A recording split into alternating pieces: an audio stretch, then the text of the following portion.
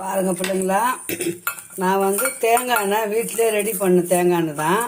அதை வச்சு கொஞ்சமாக அந்த பெரண்டையோட இலையை வச்சு கொஞ்சம் மூட்டு வலிக்கு ஒரு ஆயில் செய்ய போகிறேன். தேங்காய் எண்ணெயில் போட்டு இந்த பெரண்டை இலையை நல்லா சுருளாக காசி வச்சிட்டோம்னா முட்டி வலிக்கு எலும்பு தேய்மானம் இல்லைங்களா, அதுக்கு தடவுனா கொஞ்சம் முட்டி வலி அதவாக இருக்கும்.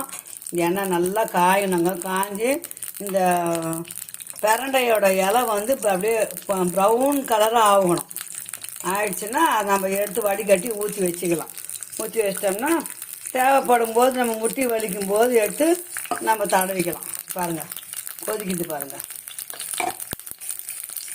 நல்லா கொதித்து அப்படியே வந்து அது ப்ரௌன் கலராக ஆகும். எண்ணெயோட கலரும் மாறும்.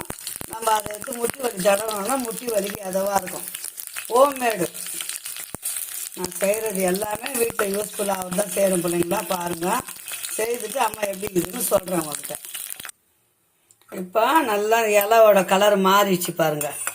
இப்போ அவ்வளோதான். இது வந்து பெரண்டை தைலம். இந்த எண்ணெய் தான் பெரண்டை தைலம்னு சொல்லுவாங்க. நம்ம இந்த இலையெல்லாம் எடுத்து தூர போட்டுட்டு வடிகட்டி இந்த ஆற வச்சு எண்ணெயை வந்து நம்ம பாட்டிலில் ஊற்றி வச்சுக்கணும்னு அது பாருங்கள், சூப்பரான பெரண்டை தைலம் ரெடி ஆகிடுச்சு நம்ம வீட்டில். முட்டி வலிக்கு, கால் வலி, முட்டி வலி, கழுத்து வலி எல்லாத்துக்கும் தடவிக்கலாம். ஒன்றும் பிரச்சனை இருக்காது. நான் செய்து பார்த்துட்டு தான் உங்களுக்கு செய்து காட்டுறேன். நான் இது மாதிரி செய்து வச்சுக்குங்க. பெரியவங்களுக்கு கண்டிப்பாக உதவும். அதனால் நான் செய்து வச்சுக்கிறேன் பிள்ளைங்களா. மீண்டும் ஒரு நல்ல அடுத்த வீடியோ சந்திக்கலாம். பாய் செல்லங்களா. ஆறுன அப்புறம் பாட்டிலில் ஊற்றி வச்சுக்கிட்டு கொஞ்சம் கொஞ்சம் தடவிக்க வேண்டியதாக, கால் வலி வரும்போது தடவிக்கலாம். ஓகே, பாய் செல்லங்களா.